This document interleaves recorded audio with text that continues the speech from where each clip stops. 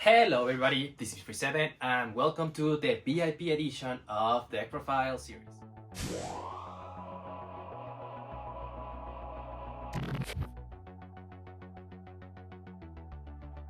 First of all, I do want to apologize that I didn't make a video last week.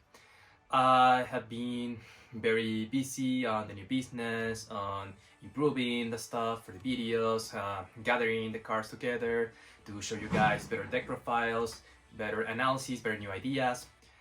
So sorry about that, but now I'm back. This is the VIP edition of the profile, and the deck profile this month is Tron. Very predictable, I guess. This deck I have been putting it together since 3 months from now, 2 months from now, because I wanted to show you guys a full foil list, VIP edition, getting the cards from the Double Masters VIP, assembling the Tron together and getting the cards, getting the pieces of Tron, because for those who don't know how this deck works, the way this deck works, you need to assemble a Tron as soon as possible. Most of the times, if you are facing a Tron player and that player is able to get the Tron pieces in the early game, like natural Tron 2 or 3, it's almost impossible to win. However, there are new mechanics, new stuff, new cards that can interact with this strategy, that can turn the Tron pieces into another type of lands or destroy the lands, so the Tron player might look a little bit disadvantaged. However, this deck is still very strong, this strategy is still deadly, this is a very popular deck, still in the meta right now, as Mono Green Tron. And the way this deck works is you need to assemble the Tron, as I said, you need to assemble the Tron as soon as possible. How do you assemble Tron? You need to get Urza's Mine, you need to get Urza's Power Plant, and finally you need to get Urza's Tower. With those cards, you can generate 7 mana, which is very advantageous. You call it mana cheat. You get the Tron, so you can cast bigger threats, just as Karn Liberated, just as Ugin, just as Ulamog, just as Wormcoil Engine, and also you can cast things like Oblivion Stone, or you can get other things like Walking Ballista, and those kind of bigger threats are very deadly in the early game and also in the late game. So that's how Tron works. You need to assemble the Tron, and then you put bigger and bigger stuff right onto the battlefield, and almost impossible to fight against when you are facing a turn 3 Karn Liberated, or if you are facing a turn 3 Vulcan Engine, or a turn 4 or 5 Ulamog or Ugin. So that's how Tron works, that's the main idea of Tron. So I decided to make this video to show you guys the Tron deck with the new pieces from Double Masters. Despite I still need like 4 cards of this deck to have it 100 complete foil. I want to show you this deck, guys, for now, in case you know that next deck profile we found like a new deck dominating the meta, and we decided to make another deck profile, but I didn't want to miss this chance. So without any further ado, let's move into the deck. So we will begin with the main deck, and as usual, after we will explain the sideboard. So for the main board, we have to Ugin the Spirit Dragon. Ugin the Spirit Dragon is one of the best planeswalker in the game. Ugin the Spirit Dragon basically does everything. When it hits the battlefield, we can choose plus deal 3 damage to any target. It doesn't matter if it's creature, planeswalker, or player. With the minus, we can get rid of almost everything that is not colorless on the battlefield. And with the minus 10, with the finisher, we basically win the game. So to Ugin the Spirit Dragon. Then we have another Ugin, but this one is Ugin the Ineffable. Ugin the Ineffable still very good. It's not as great in my opinion as Ugin the Spirit Dragon. However, it's another Ugin, so that means it's great. With Ugin the Spirit Dragon, with Ugin the Ineffable, we get 2- mana for any other colorless spells. We can also get a threat in a 2/2, and when such threat leaves the battlefield, we can get the exile card right in our hand. And with the minus, we can destroy the target permanent that is of one of more colors. So, and now we have, now that we've explained the Ugins, let's move with the Karns. Karn Liberated. Karn Liberated is very good. This is the guy that you want to see turn 3. I'm still missing one, but I will get it very soon. This guy is amazing. It's 7 mana, but as I will explain later, we can get this guy right onto the battlefield in turn 3 with the Tron. With the plus, target player exiles a card from their hand. With the minus, we can exile target permanent. This is very good because target permanent can be anything. Also a land. So Karn Liberated is very hard to deal with, and it's very good to have it on your side. And with the finisher, same as Ugin, we basically win the game. So this is the type of big threats that Tron can put on the battlefield very quick. Then we have the other Karn. We can see this as the small Karn. This is the big Karn. This is the big Ugin, and this is the small Ugin. For the small Karn, Karn the Great Creator. Karn the Great Creator is an amazing card. It's 4 mana, so it's not very hard to cast. The thing with Karn is that it prevents the abilities of the opponent's artifacts to activate. So why is this important? Because with Karn the Great Creator, we can get with the minus an artifact card from our sideboard into our hand. And this is very important because we can go for liquid metal. And with liquid metal, we can shut down our opponent. How we do that? We use its continuous ability of Karn to prevent target artifact to activate any abilities. Then with the plus, we can target opponent's lands. And with liquid metal, it's an artifact. The land will be an artifact until the other turn. So it's an artifact with base power and toughness 0. So basically the land will die. And we can also do it for other permanents. And we can, if not entirely, we can wipe opponent's field. And if he or she gets rid of any of his lands, he or she cannot play. So that's like the slow engine that Tron can win the game, but this is another win condition that you guys need to know. If you see Karn, you need to get rid of it because we can get liquid metal and basically target any lands, and since it cannot be activated, it will basically die.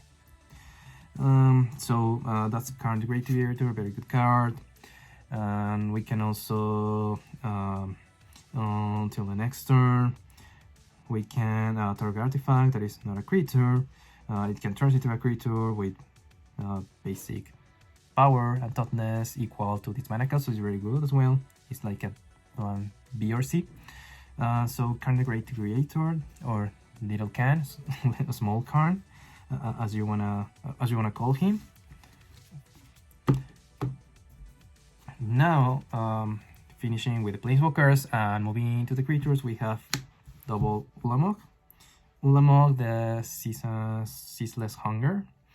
Ulamog is basically hit the battlefield and you win. Ulamog back in time when it was in standard, it was included in a very deadly strategy with Ether Wars Marvel. Basically, when it hits the battlefield, you exile two permanents, opponent permanents, and each time Ulamog attacks, defending player exiles the top 20 cards of their library, of his or her library. So Ulamog is a 10/10, it costs 10, however with the Tron is easy to put this guy right on the battlefield. It's indestructible and it's deadly. So to Ulamog. Then we have triple Worm Coil Engine. Worm Coil Angel is a very hated card. I personally don't like to play against this guy because he's very good. It's a 6/6, it has Death Touch and Lifelink, and when it leaves the battlefield as a very good worm, it slices into 2 pieces. When it dies, we get 1/3/3 Lifelink and 1/3/3 Death Touch. So, as you may see, if we don't deal with this guy early, if we don't exile this guy, it's very difficult to fight against. Then we have Traktos. Traktos is nice, especially if you're playing against a burn deck or against any red deck. When it enters the battlefield, we gain 5 life, and also when it leaves the battlefield, we create a 3/3 beast creature token.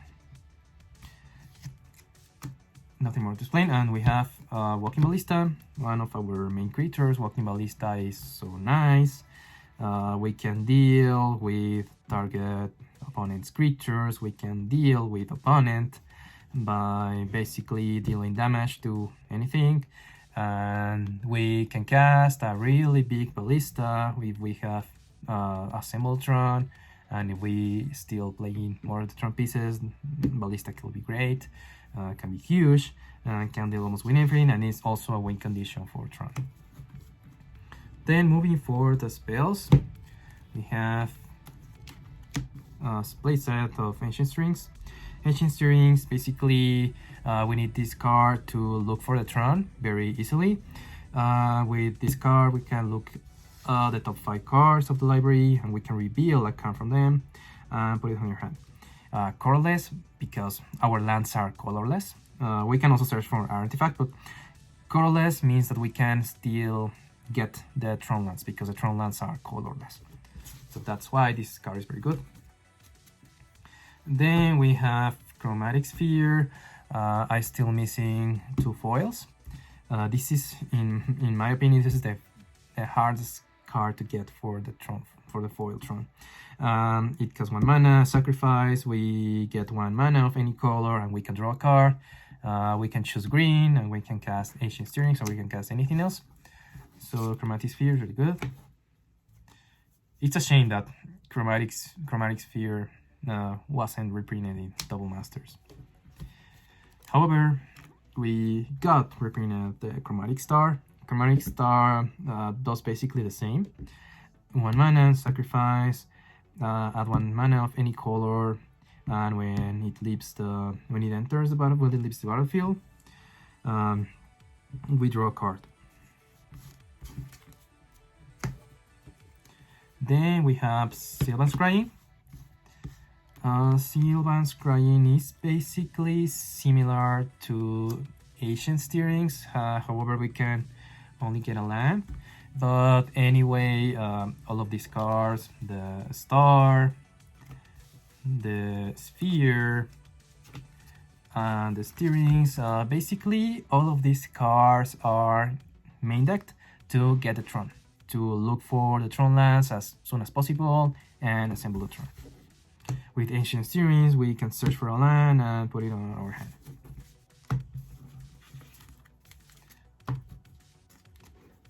Then we have another searcher, finally but not least, another searcher. This is Expedition Map. With Expedition Map, we sacrifice Expedition Map, and we can look for our remaining Tron land and put it in our hand, and then cast it, and we have the Tron. So as you see, we have plenty of searchers.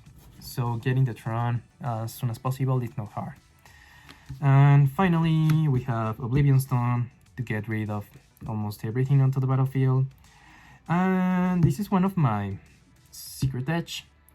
This is very good. We can, with this card, I really main deck this card because we can get rid of Cleansing Wildfire. We can counterspell Cleansing Wildfire. We can also create a 1/1 token, which is not relevant here. But the relevant here is we can counterspell. We can counterspell, and we can also get rid of any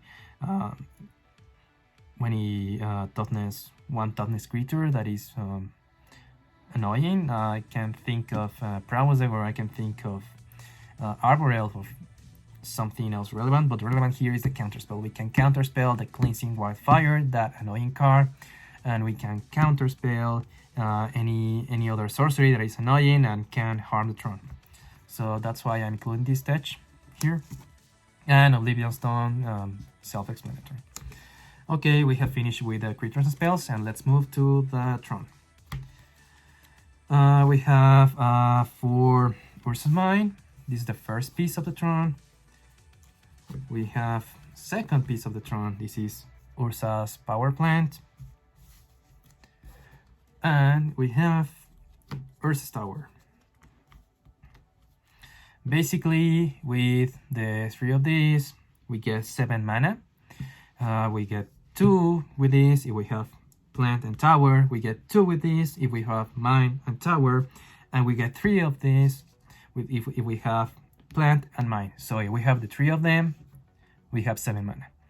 Of course, if we have the 7 mana and I cast another tower, then we have 10 mana.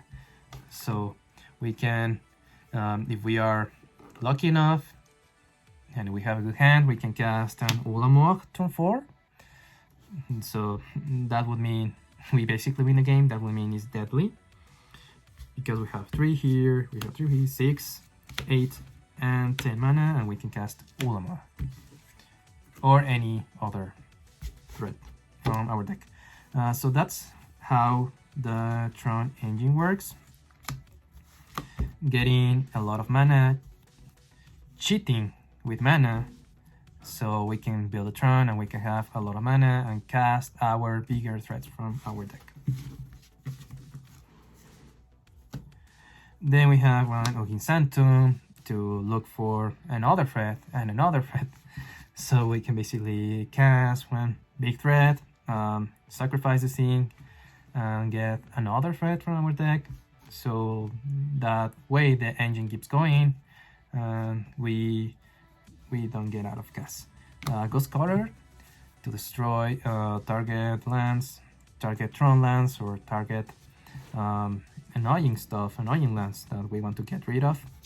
Blast Zone. I wanted to choose. I wanted to decide whether including Ghost Cutter or Blast Zone. I think Blast Zone is better in the Eldrazi Tron builds.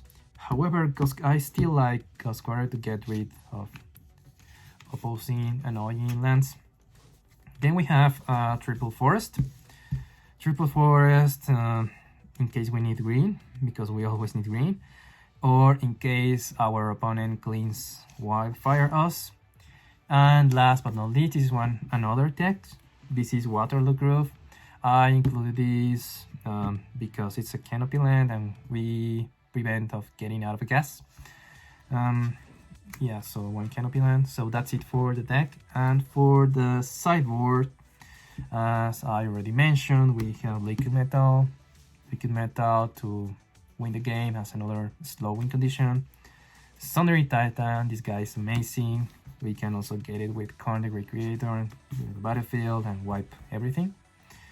Pity Needle has proven being great.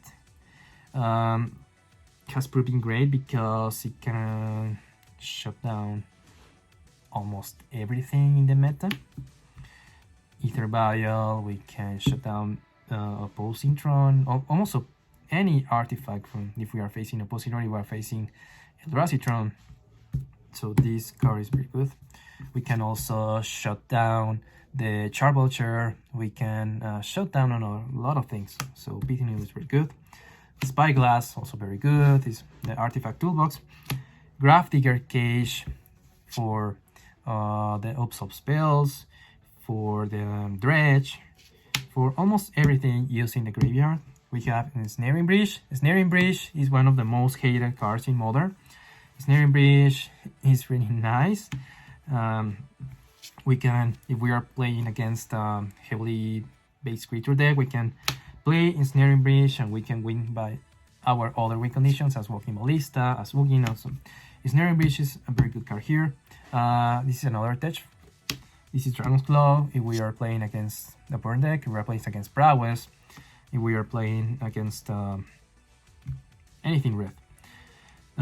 This is a very good card, so it can prevent us from dying in the early game. So this is Dragon's Claw. Dismember to get rid of annoying creatures, to get rid of combos. Also Spatial Contortion. Veil of Summer. Veil of Summer is another deck that I'm including here. Counterspell, almost a counterspell. Card advantage and uncounterable stuff, and Wilt to get rid of any artifact or opposing enchantments. So that's it for the deck, guys. Please let me know if you want to see a specific deck, if you have any comments or suggestions. And thank you for watching. Thank you for supporting the channel. Thank you for following the Instagram page. The next video, I promise I will announce the giveaway. I'm sorry, I was drowning work and business.